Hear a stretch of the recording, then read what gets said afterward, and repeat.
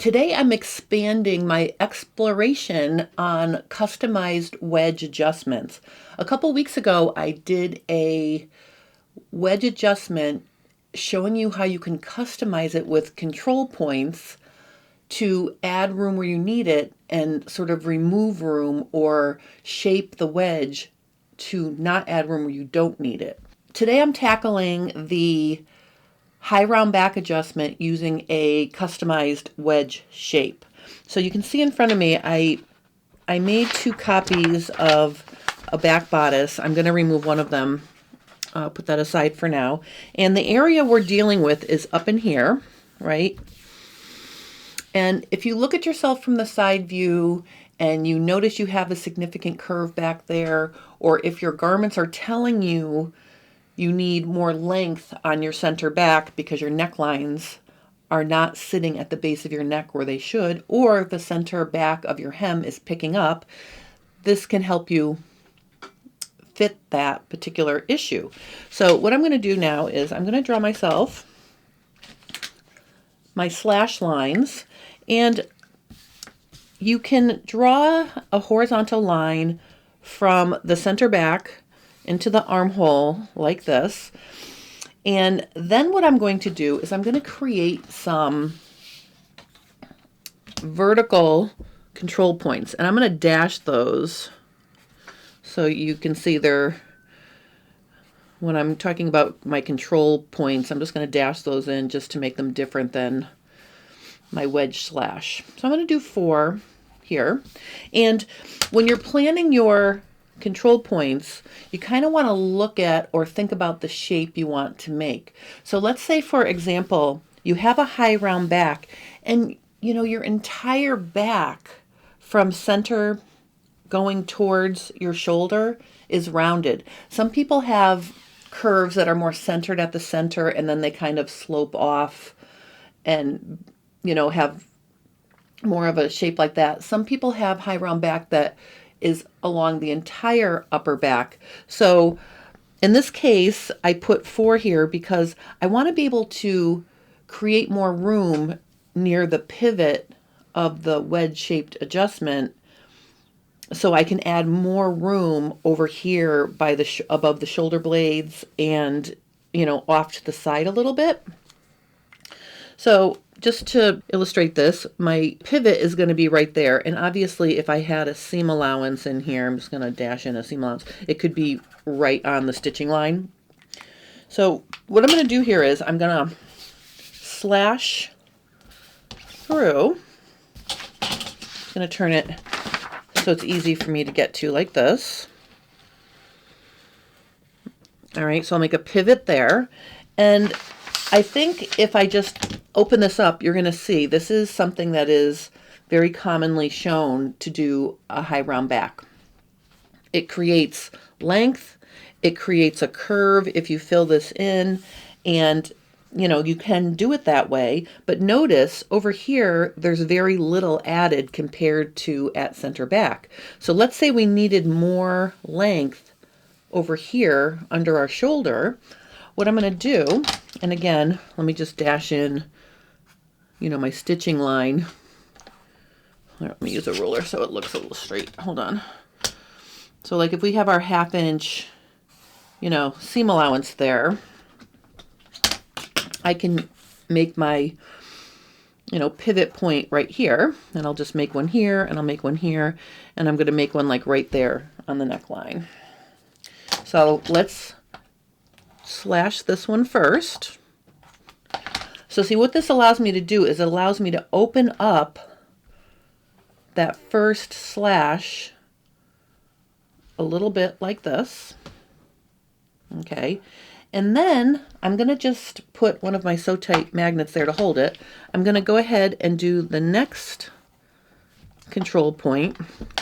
And you can see now I'm getting the room I need here, but now it's getting really open at the center back. I might not need that much at center back. So what I can do is I can start reining it back in, shall we say. So notice if I use this one to do that as well, I can take this and pivot it in like this.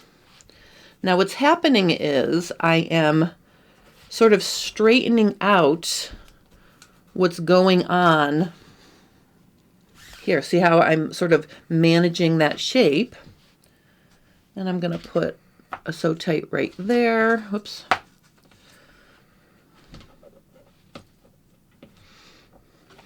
Customizing your wedge and sew tights go hand in hand. You can clearly see this is so much easier for me to work with when I have all these extra hands. Now for this one, what I'm going to do is I'm going to pivot it out. Well, let me push this one back in just a little bit more, like that. And then this one, I'm literally going to pivot this one out a little bit. You can see what's been happening as we've been progressing from the armhole is we've been losing little bits of length along this top as we curve. So on this last one, I am just going to pivot this up, or open this one up just a little bit like this. And I'll put a thing there. All right, so now you can see we have created a shape that gives us a lot more vertical length farther away from center back than we could if we just created the traditional wedge shape.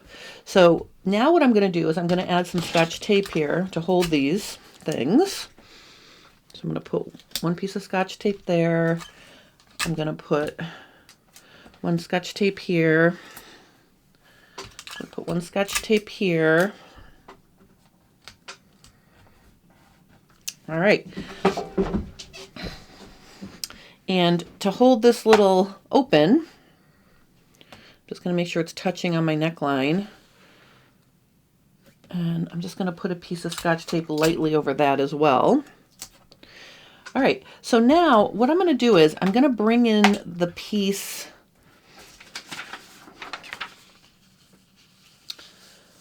and I just want to show you what the difference is. I'm going to lay it on top. See how much we've added here? And I'm going to use my pencil, I think, or maybe my pink thing to just show you the changes we have. And this was the original neckline. So you can see I made a very significant change here. I added, you know, you can tell I added this much, so my new center back is up that high. So this is an extreme example of, you know, doing a high round back to add a lot of room. But you notice now we've got this situation happening here. And I think what I want to do is balance the fact that my tip of my shoulder is sticking out at this little bit of a weird angle. So this is going to be a little crazy, but what I'm going to do is I'm going to actually make another horizontal line right down here, sort of in the middle of the armhole. And what I want to do is actually break this up a little bit, and I want to sort of get this curving, and I want to kind of get this to be a little less, you know, pushed out like that. So I'm actually going to break my pivot now, and I'm just going to cut it. Okay, so I'm breaking this pivot.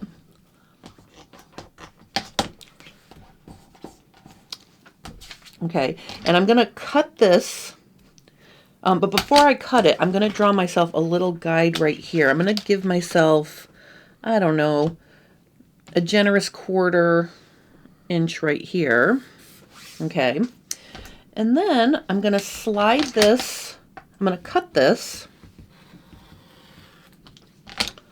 and I'm going to slide it out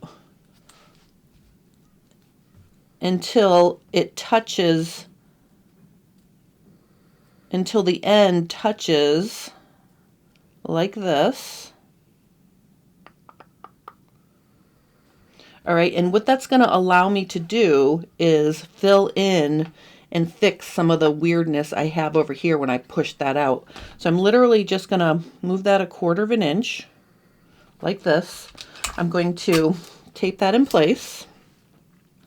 And then I have some paper here. I knew I was going to need some paper to true things up. Okay, so what I'm going to do here is, now notice, for this example, I'm going to create a shaped center back seam, because if you need a significant amount of vertical length, it's likely you also need the curve of the center back to go with that for this high round back. So what I'm going to do here is I'm literally going to put a little piece of paper under here, like this. Let me just lift this up and get the paper under there like that. All right, and I'm going to tape that in place. So you can see I'm kind of fixing that, and I'm going to actually use my original armhole. I'm going to kind of line that up now with where the shoulder ended up. So it's pretty close like this. And I'm just going to go ahead and I'm going to draw that and see what it looks like. So I'm going to just draw the curve there. All right, and so you can see what I'm doing is I'm putting back the original shape of the sleeve. So I'm filling in this little divot here that happened, and I'm filling in this. So I'm adding here, so I'm plussing here and I'm plussing here. And then over on the other side, let me just get another piece of scrap here. Hold on.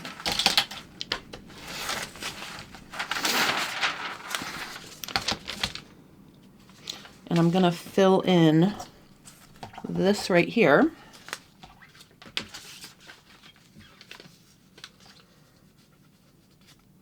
Like this. So I've got a piece of, fill in this, my wedge. Oops.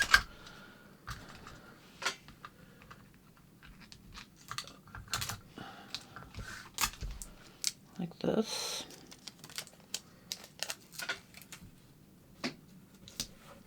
All right, so now look what we have. We have a situation where I'm going to take my curved ruler and I'm going to touch at the 1/4. I'm going to touch right there, and I'm going to touch right here. And just to nail that point home, I'm just going to put, I'm touching right here and right here where these red dots are. All right, so watch what's going to happen now. So if I touch my ruler there, and I just want to create a nice smooth line, and I think at this point I'm just going to cut it off. I don't want to cut anything off at my center back, and I don't want to cut anything off where I move that section in. So I'm literally just going to do this. Okay, and so see, I've cut that part off, and then when I come down here, I'm just going to gradually shape this as well. All right, so now look at what a lovely shaped pattern I have. I trimmed off these little pieces to even that up. Okay, and actually this little part that I trimmed off here was replaced over here, and the little bit that I trimmed off over here is replaced over here. So I really didn't lose any width across the back. I just created this nice smooth center back seam for someone that has a round back. Now, for someone that has a high round back. Now, this is a significant adjustment. I mean, look at how big it is, right? So you want to figure out how much you need to add, and on a full-size pattern, all of these shapes that I ended up with will be a little bit less dramatic looking, you know, on a full-size pattern. But let me clean this up by cutting this off here.